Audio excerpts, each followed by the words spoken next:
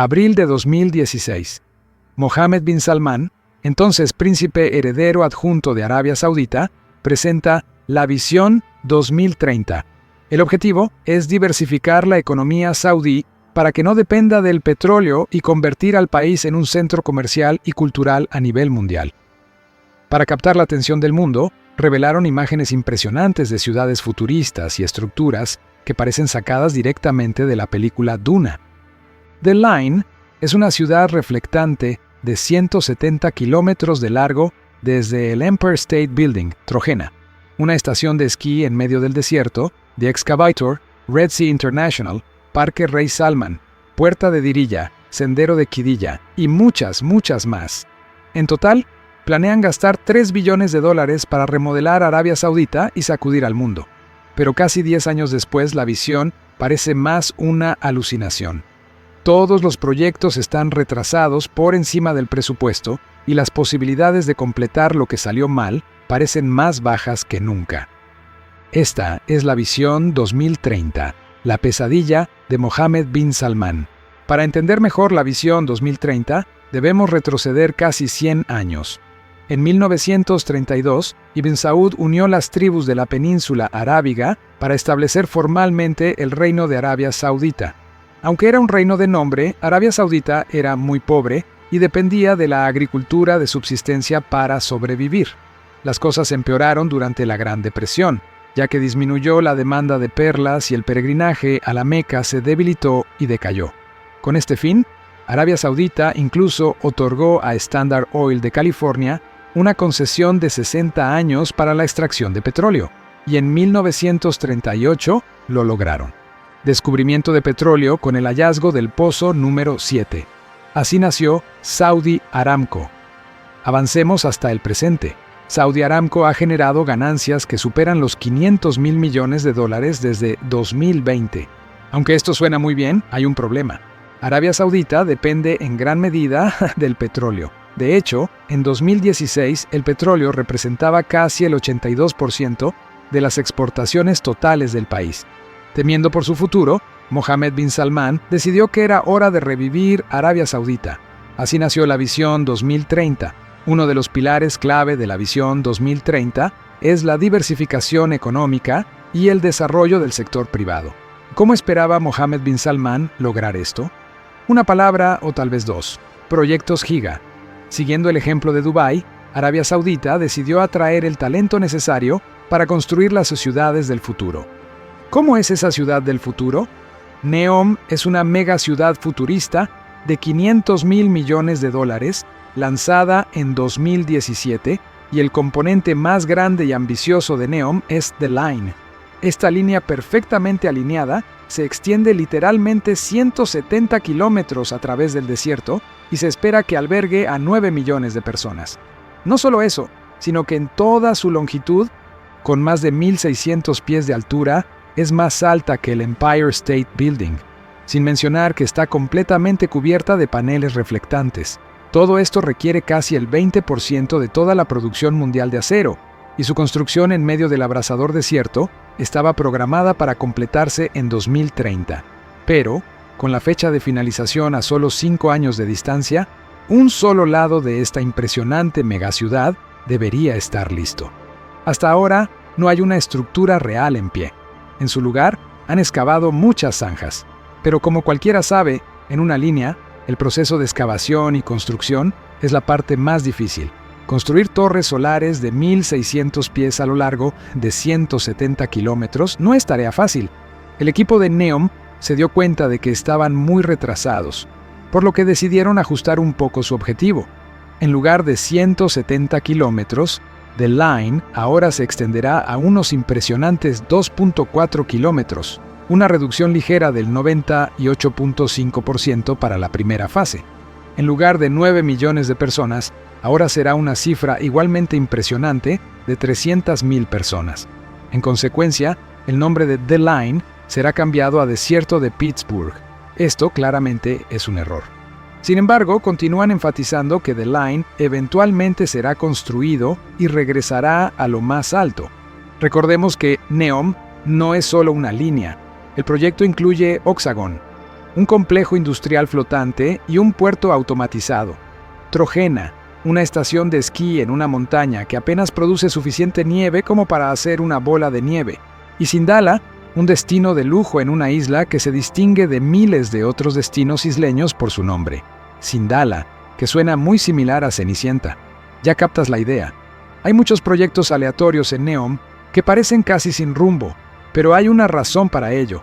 La mayoría de estas ideas están siendo desarrolladas directamente por Mohammed bin Salman, pero eso representa una falla profunda. Primero, Mohammed bin Salman no tiene formación formal ni experiencia en ingeniería, arquitectura, diseño ni finanzas. Simplemente siente una gran pasión por la ciencia ficción y la innovación. Además, esta centralización de la toma de decisiones en torno a la corona ha impedido que el príncipe haga una evaluación honesta del costo del proyecto y de los desafíos que enfrenta. Por ejemplo, Thomas Paine, el arquitecto original de The Line, fue impedido de expresar sus preocupaciones sobre los costos a MBS. El director del proyecto Sandala fue removido después de cuestionar las estimaciones de costos. E incluso McKinsey, mi alma mater, una firma que se enorgullece de su pensamiento independiente, aparentemente ayudó a los ejecutivos a utilizar cifras de tasa interna de retorno para hacer que los proyectos se vean mejor sobre el papel. Pero al menos McKinsey no se fue con las manos vacías con sus hojas de cálculo bonitas y falta de columna vertebral. Recibieron $130 millones en honorarios. Esta evitación de discusiones difíciles ha hecho que el costo proyectado de NEOM pase de $500 mil millones a $8.8 billones. Sí, 25 veces el presupuesto total de Arabia Saudita. Y Mohammed bin Salman no está feliz, está muy triste. Dejó a Tom Brady y Will Smith esperando en la fiesta de inauguración de su isla de lujo inacabada, Sandaya. Pero al menos ellos sobrevivieron. No se escatimaron gastos en la fiesta, con un gasto estimado de $40 millones, lo cual, creo, es solo una gota en el océano, considerando que ya han gastado $4.000 millones en el proyecto hasta ahora. Con todo esto, muchos fanáticos saudíes señalarán rápidamente que el reino, en realidad, ha logrado aumentar su PIB no petrolero en los últimos años. Y eso es cierto. Arabia Saudita se ha enfocado intensamente en aumentar el PIB no relacionado con el petróleo. Lo ha logrado a través de inversiones estratégicas mediante el Fondo de Inversión Pública, su fondo soberano. El Fondo de Inversión Pública no es como otros fondos soberanos. Su objetivo no es solo generar ingresos, sino también apoyar a Arabia Saudita en la diversificación de su economía. Para lograrlo, el fondo invierte en empresas de todo el mundo. Entre 2017 y 2023, estas inversiones lograron una tasa de retorno anual del 8,7%. Estas ganancias se reinvierten directamente en proyectos locales y más empresas. Pero aquí es donde aparecen algunos problemas. Primero, solo alrededor del 20% del fondo está invertido en el extranjero, lo que representa aproximadamente $160.000 millones. Suena como mucho, pero realmente no lo es. El PIB no petrolero de Arabia Saudita es de alrededor de $450.000 millones y un retorno del 8,7% sobre $156.000 millones equivale a aproximadamente $13,5 mil millones, o el 3% del PIB no petrolero, lo cual significa que la inversión extranjera probablemente no significa nada en el panorama general. En cambio, el PIB no petrolero de Arabia Saudita está casi completamente atado a proyectos domésticos, lo cual no sería un problema, hasta que uno se da cuenta de que la mayoría de estos proyectos están vinculados a NEOM. Estimamos que, si se elimina este gasto, el PIB no petrolero ya podría haber disminuido. ¿Por qué es importante esto? Pues básicamente significa que el gobierno saudí ha fracasado en alejar su economía del petróleo de manera permanente y sostenible.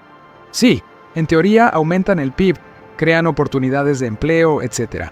Pero Arabia Saudita no puede seguir gastando indefinidamente en NEOM y otros proyectos de la Visión 2030. En cambio, necesitan generar ingresos a partir de estos proyectos. El PIB de la construcción no es un fin en sí mismo. La construcción por sí sola no es suficiente. ¿Quién planea vivir allí? Una vez que estas estructuras estén en pie, se necesitarán personas para operar la economía real. Pero antes de continuar, hace unos meses colaboramos con economistas y expertos en políticas para lanzar un boletín informativo. Es gratuito, semanal, sin errores de inteligencia artificial y aborda temas mundiales en menos de 5 minutos. Consulta la descripción para registrarte. Ahora volvamos al video. ¿Recuerdas cómo querían que 9 millones de personas vivieran en The Line o sobre The Line? Esta proyección haría que The Line tuviera 10 veces más densidad poblacional que Manhattan. Lo más preocupante es que esto representaría el 26% de la población actual de Arabia Saudita, lo cual básicamente significa que The Line estaría poblada principalmente por migrantes. Históricamente, el reino ha tenido una tasa neta de migración de aproximadamente 6,7 por cada 1.000 habitantes, lo que se traduce en 250.000 migrantes anuales. Eso no es nada comparado con los 9 millones necesarios para poblar esta línea. ¿Cómo atraerá el reino a todas estas personas increíbles? Por un lado, quieren simplificar el proceso de visado e introducir iniciativas como programas de residencia premium y visas para emprendedores. También quieren crear zonas económicas especiales para fomentar la inversión, ofrecer becas e intercambios estudiantiles, y mucho más. Aunque estas ideas no son malas, hay una pregunta fundamental que debe hacerse. ¿Quieren realmente las mentes más brillantes del mundo vivir en Arabia Saudita? Las personas altamente educadas suelen ser más liberales socialmente. Por lo tanto, desean vivir en un lugar que refleje sus valores culturales. Arabia Saudita no es ese lugar. Por otro lado, las leyes del Reino de Arabia Saudita estipulan la tutela masculina. Sí, es cierto que estas leyes se han relajado, pero aún están en fuerte contraste con el mundo occidental. Por ejemplo, las mujeres todavía necesitan el permiso de un hombre para casarse, divorciarse, tener la custodia, viajar con hijos y más. Esto, por sí solo, excluye a una gran parte de mujeres educadas. ¿Quién entre nosotros querría vivir o trabajar en un lugar así? Hablando con franqueza, ¿cuántos hombres educados también consideran que esta ley es lamentable? Sin embargo, para quienes aún trabajan allí por las recompensas financieras, probablemente será algo temporal, porque a diferencia de otros países para expatriados como Singapur, las leyes del reino hacen muy difícil considerar una vida estable allí, pero la historia continúa. Arabia Saudita está clasificada tercera en el mundo en número de ejecuciones, y ya puedo escuchar los comentarios. Singapur hace lo mismo y la gente también se muda allí. Ciertamente, pero hay una gran diferencia. Singapur permanece por encima del promedio mundial en libertad humana, mientras que Arabia Saudita está muy por debajo. Aunque Singapur tiene leyes estrictas y una prensa algo cerrada, hay libertad religiosa, puedes vestirte como quieras, puedes beber alcohol, etc. Además, los trabajadores extranjeros han sido históricamente maltratados en el reino. Arabia Saudita explota la mano de obra mediante el sistema de kafala, que otorga a los empleadores control sobre los trabajadores migrantes. De hecho, se estima que 21.000 trabajadores migrantes de India, Bangladesh y Nepal han muerto trabajando en proyectos bajo la supervisión de la ONU. Entonces, ¿por qué querrían las personas con valores occidentales vivir en Arabia Saudita? Afortunadamente, tenemos datos que respaldan nuestra intuición. Según el censo de 2022, hay más de 13 millones de migrantes trabajando en Arabia Saudita. Pero países como Estados Unidos, Reino Unido y Canadá representan solo el 0,21 y 0,1% respectivamente. En un mundo competitivo, el reino se ha vuelto bastante poco atractivo. Las ambiciones y gastos de Arabia Saudita van mucho más allá de construir un paraíso fiscal. Quieren crear un centro de innovación, un país del futuro arraigado en valores que no han cambiado en los últimos 100 años. La pregunta que el reino debería hacerse es: si un extranjero tiene grandes habilidades y puede ganar mucho dinero en otro lugar, ¿por qué elegiría Arabia Saudita? Pero aquí está la sorpresa. Este no es un problema solo para los extranjeros. El problema es más profundo y también afecta a los ciudadanos saudíes. Arabia Saudita, clasificada 41ª entre 44 países, tiene un sello postal en cuanto a tasas de graduación, pero incluso estas cifras deben tomarse con precaución. Un informe reciente reveló que Arabia Saudita tiene un plan financiero para elevar artificialmente el ranking de sus universidades. Pagaron a investigadores para mentir sobre su afiliación laboral, atribuyendo su investigación a instituciones saudíes. Esto nos dice mucho sobre cómo el reino está abordando su crisis de habilidades. En lugar de solucionar la causa raíz, intentan resolverla de la única manera que conocen, arrojándole dinero. Pero como hemos visto con NEOM, esto simplemente no funciona. Además, no se trata solo de habilidades, se trata de cultura y ética laboral. Los informes indican que muchos empleados del sector público saudí no priorizan el trabajo duro. Es un problema tan profundamente arraigado que un ex subsecretario del Ministerio de Asuntos Sociales comentó al respecto diciendo: "Este es un nivel muy bajo y requiere un estudio intensivo. Transformar nuestra sociedad en una sociedad basada en el conocimiento es la única solución".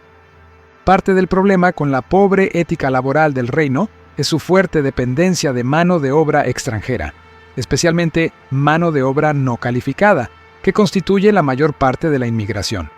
Incluso después de hacer esfuerzos significativos a través de la nacionalización laboral, el reino ha luchado por convencer a su población local de trabajar más duro, especialmente en el sector privado. Los trabajos del sector público son estables y bien remunerados, con un 78% de los desempleados en Arabia Saudita diciendo que prefieren trabajar en el sector público. Esto hace que sea difícil para las empresas privadas contratar a personas locales, lo que lleva a salarios más bajos y una mayor dependencia de la mano de obra extranjera. Este problema está muy extendido en muchos países árabes ricos en petróleo, donde las poblaciones locales se han beneficiado enormemente del fuerte apoyo del gobierno, lo que les da pocos incentivos para cambiar. Todo esto nos hace dudar de la capacidad de Arabia Saudita para convertirse en un faro de innovación. El reino no fue construido para atraer ni formar talento de élite, pero quizás puedan convencer a la gente de pasar sus vacaciones allí. Crear una economía turística es difícil. Cuando preguntas a la gente dónde quiere pasar sus vacaciones, Arabia Saudita no aparece con frecuencia. Parte de la razón son los problemas culturales mencionados antes y la falta de derechos para las mujeres. Pero los regímenes dictatoriales no atraen a los occidentales de la misma manera que lo hacen Friedman o Musa. Pero, ¿y si Arabia Saudita pudiera cambiar la narrativa y convertirse en una potencia del entretenimiento? Entra Live Golf. En 2022, el reino lanzó un competidor del PGA Tour llamado Live. La idea era clara: paguemos más a los golfistas y creemos una élite competitiva para atraer la atención hacia Arabia Saudita. Parece suficientemente simple, pero pagar sueldos garantizados a los jugadores sin importar su rendimiento es como pagarle a un vendedor de coches solo para que lleve un traje elegante. En 2022, Live perdió cerca de $250 millones y en 2023 esa cifra aumentó a $400 millones. A medida que las dificultades financieras de 54 crecían, pensé que podrían reconsiderar esta estrategia. Pero decidieron hacer lo mismo con el fútbol. En caso de adquisición, la mayoría de los 4 equipos principales de la Liga Saudí serían controlados, gastando más de 1.000 millones de libras esterlinas solo en tarifas de transferencia. En total, las estimaciones conservadoras sitúan el gasto en fútbol en más de 2.000 millones de libras. Han fichado a jugadores como Cristiano Ronaldo, Neymar y docenas más. ¿Crees que la gente ve estos partidos ahora? En la temporada 2023-2024, la asistencia promedio a los partidos de la Scottish Premier League fue de poco más de 8.000 personas. Compáralo con la Premier League inglesa, que tuvo más de 40.000 espectadores por partido. Pero veamos las cifras de televisión. Quizás eso sea mejor. En los 70 partidos transmitidos en Estados Unidos, la audiencia media fue de 10.000 espectadores por partido. Compáralo con los aproximadamente 550.000 que ve cada partido de la Premier League inglesa. No importa cómo lo mires, la gente no lo compra. Los mejores jugadores, en su mejor momento, no juegan en la Liga Saudí, y aunque lo hicieran, los aficionados quieren comunidad y lazos históricos. Tanto Arsenal como Manchester United existen desde hace más de 140 años, Barcelona y Real Madrid desde hace más de 120 años. Durante ese tiempo, lograron conquistar los corazones de sus ciudades y del mundo. Capturaron la imaginación de futuras estrellas del fútbol. En resumen, son originales. La Liga Saudí no lo es. Todo vuelve al mismo punto. Arabia Saudita está intentando comprar su camino al éxito. Es decir, cualquiera puede fabricar un bolso o una mochila, pero nadie puede superar a Hermès. Arabia Saudita parece no entender que estos íconos culturales no ofrecen retorno de inversión, ni se benefician de las ventajas que posee el reino. Son cascarones vacíos. Ahora bien, un gran número de visitantes sí entró al reino en 2019. 21 millones de personas visitaron el país, comparado con 30 millones en 2020, un aumento de 9 millones de personas. Aunque estas cifras suenan bien, vienen con un gran asterisco. De esos visitantes, 18,5 millones eran peregrinos que viajaron a la Meca. Esto representa más del 60% del total de visitantes. Además, 30 millones todavía está lejos de los 70 millones que se necesitan para 2030. Se requiere 1 millón de personas adicionales cada año para que los números cierren. Pero demos a Arabia Saudita el beneficio de la duda y asumamos que lo logran. Si asumimos que esos turistas gastan en promedio lo mismo que el turista internacional estándar, alrededor de $1,100 por viaje. Eso equivale a unos 77,000 millones de dólares en ingresos. Compáralo con el costo estimado de NEOM, 8,8 billones de dólares, y se obtiene un retorno de inversión previo al costo de menos del 1%. Esto es un callejón sin salida hacia la bancarrota. Incluso si gastas 10 veces más de lo que gasta la gente, aún no será suficiente para justificar el costo de NEOM. A estas alturas, ni siquiera sé por qué seguimos haciendo tanto análisis. Toda esta estrategia está claramente mal concebida y confusa. Ninguna de las cifras tiene ya ningún significado. La conclusión es simple. Esta estrategia turística es un espejismo en el desierto. Nuestra ambición y visión son grandes, y felicitamos a Mohammed bin Salman por ello. Son elementos esenciales para transformar una sociedad y llevarla a otro nivel. Pero más allá de la ambición y la visión, es la ejecución lo que hace que las cosas sucedan. Y no es precisamente en eso en lo que Arabia Saudita se destaca. En todo el mundo, cualquiera puede soñar con ciudades increíbles, innovación y un gran futuro. Pocos pueden lograrlo. Visión. 2030 era solo eso. Una visión. Prometió grandes ciudades y atracciones turísticas, sin alinear su propósito con un retorno de inversión realista. Afirmó que atraería a las mentes más brillantes del mundo, sin abordar los grandes desincentivos a la inmigración de alto talento. Intentó establecerse como un refugio cultural, creando atracciones artificiales. Ahora, muchos años después, ¿qué han logrado realmente? ¿Qué está verdaderamente listo para usarse? Cuanto más dinero se invierte, más problemas aparecen.